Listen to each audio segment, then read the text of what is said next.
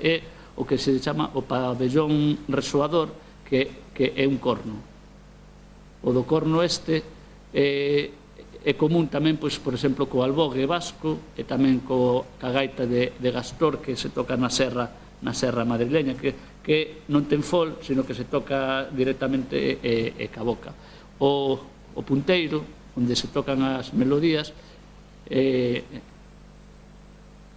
cilíndrico. Se é cilíndrico, eso indica que o pallón que leva é dunha lengüeta soa, porque os que son ecónicos son os que levan lengüeta doble. Teño aquí un pallón. O principio de todo, a gaita e os aulos, e, bueno, a gaita orixinouse no Oriente Medio, é a teoría máis difundida. O que usaban era un pallón que tiña unha lengüeta simple e se facía vibrar. Logo evoluiu hacia o modelo que nos vemos como habitual e tal, que é o que ten unha lengüeta doble, que sae como son os oboes, a dulzaina, chirimías, etc., que únicamente funciona e está en punteiros de forma cónica. Na gaita galega, o pallón dunha lámina soa está no bordón, no grave, e a palleta, que lle chamamos de doble, está no punteiro. Pois resulta que apareceu unha gaita de cana que é casi, en certo modo, como se fora unha pervivencia en Galicia de gaitas ainda máis antigas que o modelo de gaita actual, que é o que se ve máis habitualmente.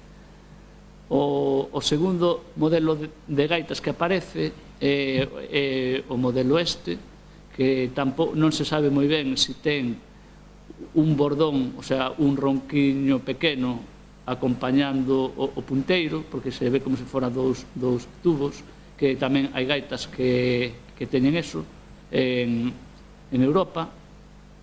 E finalmente aparece a gaita esta que rompeu un montón a cabeza aos musicólogos, etc. Porque resulta que representacións na iconografía de gaitas que tiveran bordós non aparecen en Europa hasta 200 anos despois que esta. Entón sempre andaban cas hipóteses de que se esta gaita non podía sonar, que se era un invento do que fixo a iluminación, o debuxo, etc. E ademais que aquí se ve que ten como se fora dous punteiros e logo 4 bordós, que dicían que eso era imposible de suseitar, que se tiña que caer para todos os lados, etc. Pois o curioso, que Pablo Carpintero fai 1 ano e medio fixo unha reconstrucción desa gaita, e aparte para a seu sorpresa funcionaba. A teoría del, teño por aquí, é un pouco complicada de contar, pero digamos que esta sería unha gaita que tiña un punteiro máis longo en do e un máis pequeno afinado en mi. E tamén os bordós irían uns máis longos e uns máis cortos, e se poderían combinar uns e outros, de forma que se podería tocar en diferentes modos dos da época, de modos musicais. Vou vos por, a ver se dou o sonido que ten esa gaita.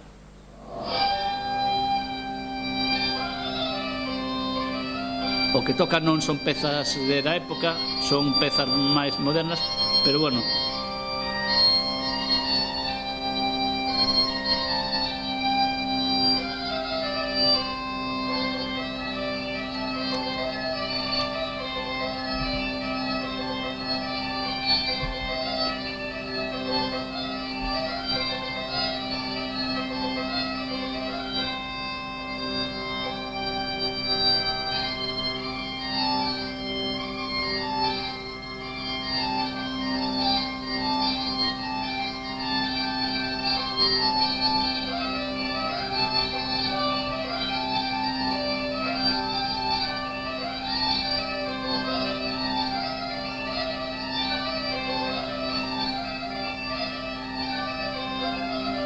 Bueno, e aquí ao final toca no punteiro do lado. Vou lle dar así porque estou vendo que se está alargándose un pouco. Aquí se cambiou de tono. Aquí se cambiou outro punteiro que é máis agudo. E el decía que así, con esta disposición, se podía tocar ca mesma gaita nos 8 modos eclesiásticos que había naquela época, o cual é unha hipótesis bastante interesante de ter nunha mesma gaita poder tocar en 8 modos distintos.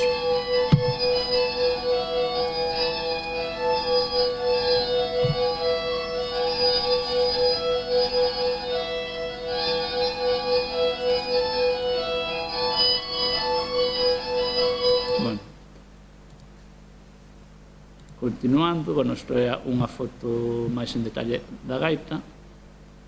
Esta gaita conseguiu un premio de artesanía, non sei se o vistedes na prensa, que o premio foi basicamente que quedou sin ela, porque, claro, ya levaron para expoñer non sei onde, e o premio, pois, terá que facer outra.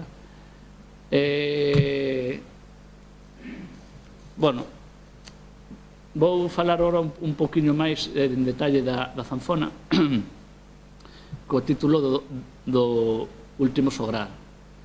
Aquí se pode ver Organistrum, unha imaxe dunha zanfona prácticamente moderna en forma de 8. Logo, a zanfona, logo falarei un pouco máis, pasou a mãos dos cegos e finalmente aquí vese unha imaxe dun cego tocando diante dunha porta dunha igrexa, porque parece ser Castro San Pedro documentou que hasta finais do século XIX era costume inda que os cegos tocaran a zanfona diante da Porta Santa nos anos do xubileo, etc.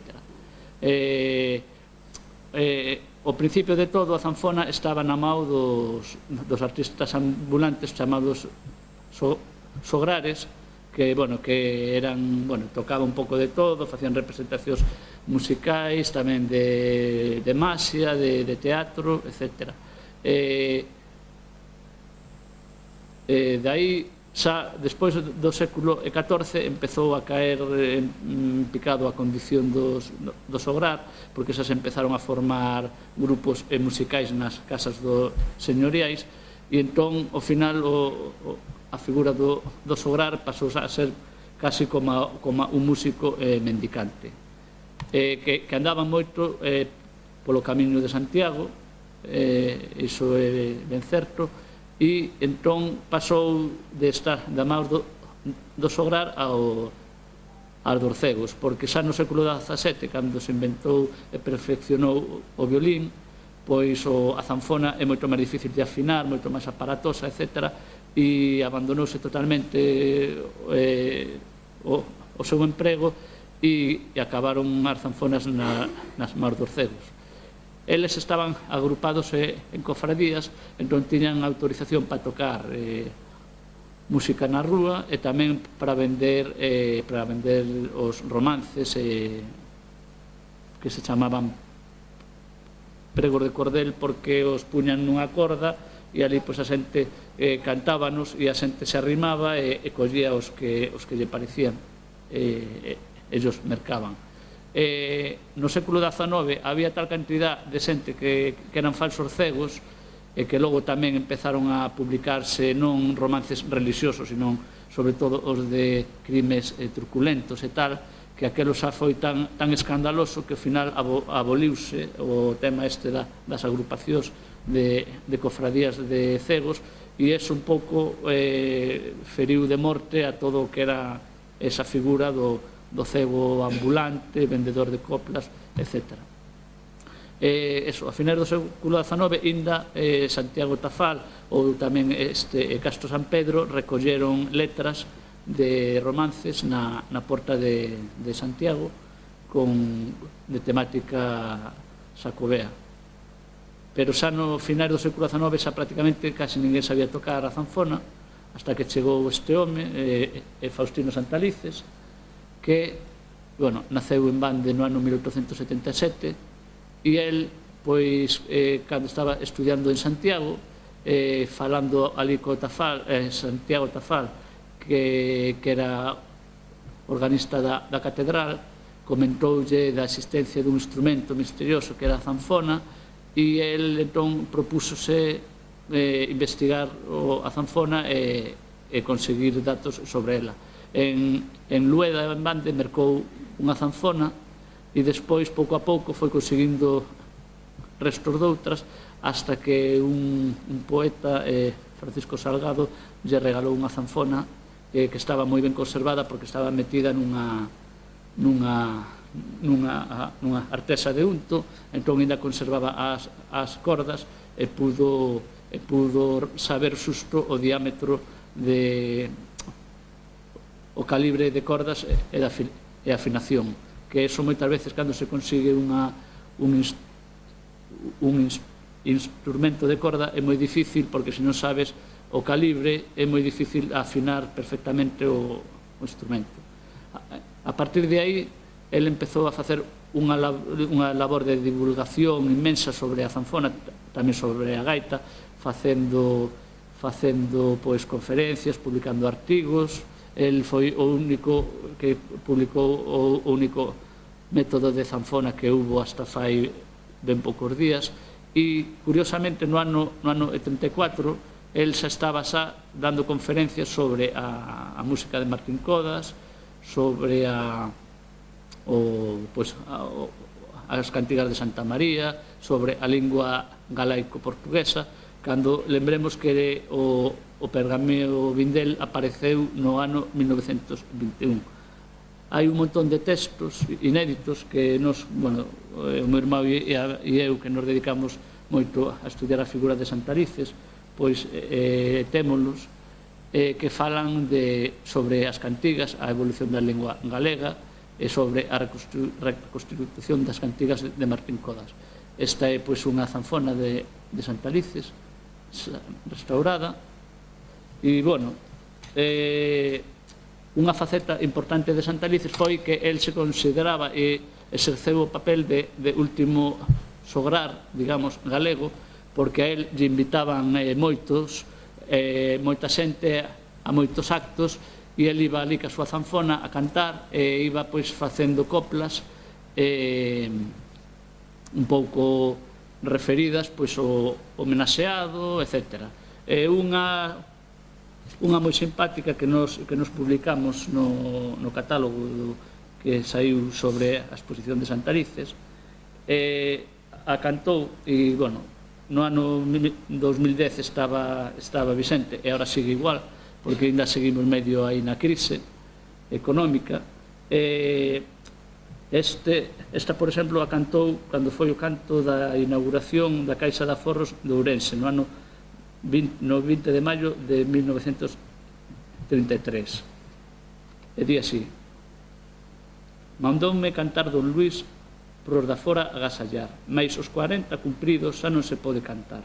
Zanfona, miña zanfona, sei que te vou vender, pois despois, pois des que te teño, serves só para me comprometer. Non aforredes cadela, que esta vida é para gozar, e xa que a vida é tan curta, vale máis non aforrar. Se por sorte tedes cartos, meteinos en muchas vos, porque gardalos nos bancos e gardalo pos ladrós. Non aforredes, vos digo, amigos e forasteiros, que faguerlle o caldo grosso os honrados pistoleiros. Isto está de plena vigencia na actualidade, a pesar de que nos siguen dicindo que hai que aforrar, que hai que invertir, que hai que tal. Pois isto xa o dicía Santarices no ano 33, cando inauguraban a Caixa de Aforros. Que, que non sei se a xente despois, o día seguinte, foron correndo a meter o diñeiro nas contas ou que fixeron. El, ademais, ten moitos textos sobre, por exemplo, o xeito de que se teñen que cantar as cantigas de Amigo ou as de Santa María.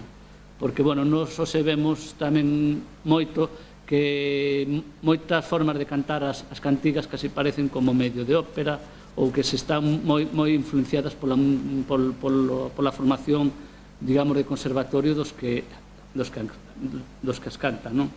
El dicía aquí, por exemplo,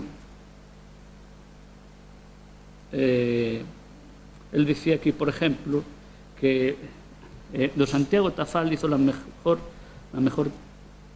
transcripción, anotación moderna de los neumas del texto musical trecentista del poema musical de Martín Codas. Era uno de los mejores y más documentados musicólogos medievalistas de Europa.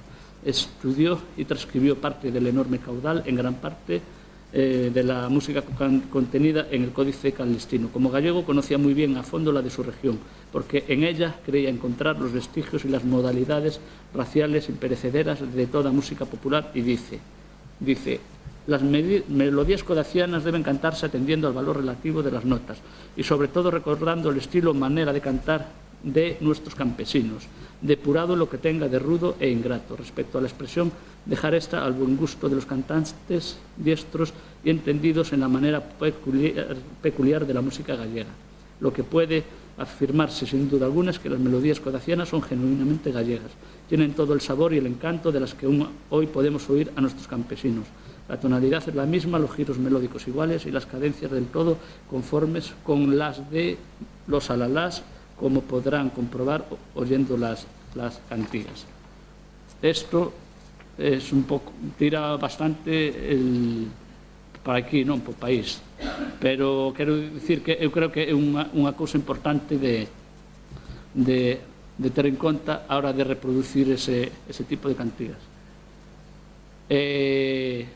Curiosamente, inda que se fala que Santalices, según Alonso Montero, estivo presente na sesión de grabación das cantigas de Martín Codas por él, no ano 53, resulta que esas cantigas grabadas por él non aparecen en ningún sitio. Sin embargo, tivemos a sorte de que o fillo de Faustino Santalices, que tamén tocaba zanfona, tiña grabada un programa de televisión, pero só en audio, que se emitiu na televisión española no ano 1974, que era de Ismael Peña, que era o de la banda de Don Mirlitón, e aí aparece, aí el tocou unha cantiga de Martín Codas que, como non podía ser de outra maneira, aprendeu unha do seu pai.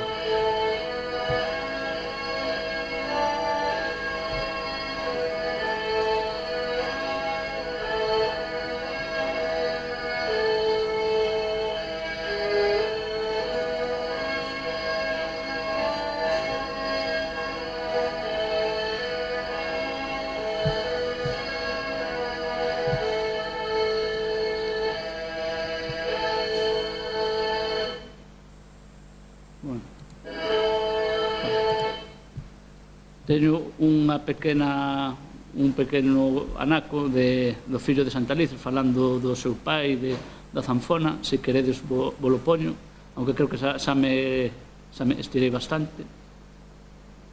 Volo poño.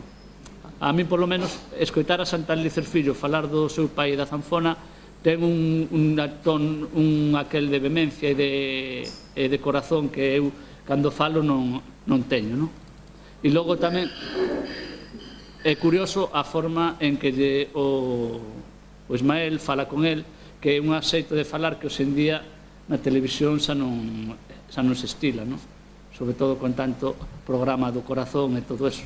Lo que nosotros podemos hacer en homenaje a Santalices, aunque ahora hecho muchas veces, pero ahora vamos a pensar desde la zanfona. Es distinto. La zanfona es un instrumento que es un género de organismo, que desde la alta edad media del siglo XX está representado en el Pórtico de la Gloria de Santiago de Compostela, en el Antídoto Central, que era un instrumento que tenía un teclado a continuación y luego tenía tres cuerdas.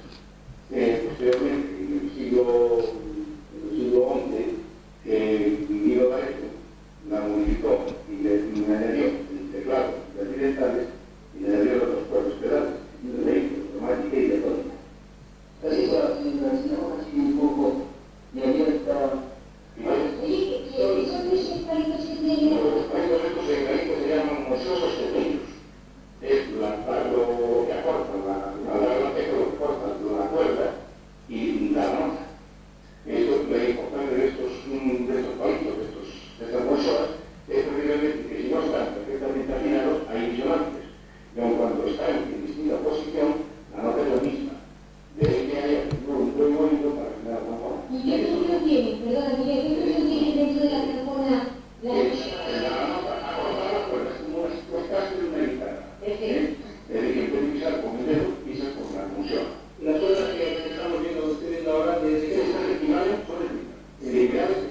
Bueno, aquí tengo una zanfona, yo no la toco, es de mi hermano, él tampoco la toca, aunque sea de él. Pero bueno, como estamos con una zanfona.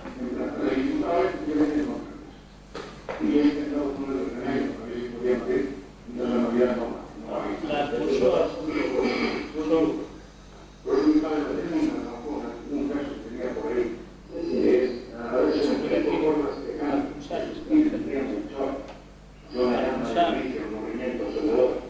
al pulsar lo que pulsa la cuerda son los palitos de madera, porque hacen una cuerda porque está rota, pero son después pulsa y falla función una guitarra pues de poderlo directamente a pulsar. Luego se xira a roda que é a que frota as cuerdas.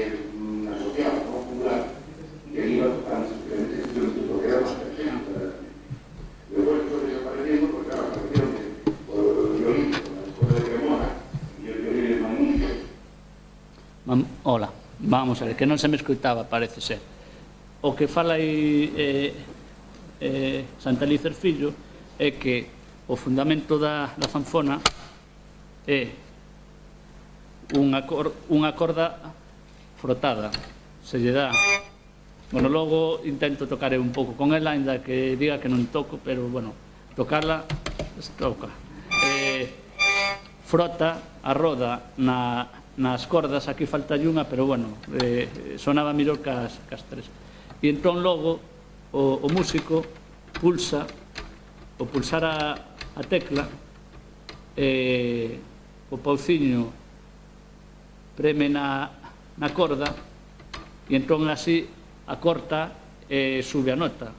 É como unha guitarra, cando se pulsa o traste e cortas a longitude da corda, entón dá unha nota máis aguda. E despois, por fora, van as dúas notas, as dúas cordas que dan a nota bordón, a nota pedal continua.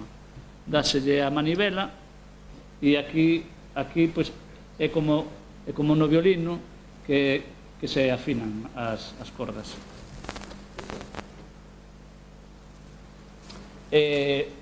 Do que falábamos antes, o organismo se diferenciaba en que tiña o tirador por arriba, entón non eran rápidos, pero, sin embargo, na zanfona están así, o músico toca sentado, o pulsar, o soltar, xa caen xa polo efecto da gravedade. Entón era unha das razóns pola que a zanfona se empezou a tocar pois música bailable, música máis lixeira e non só música religiosa.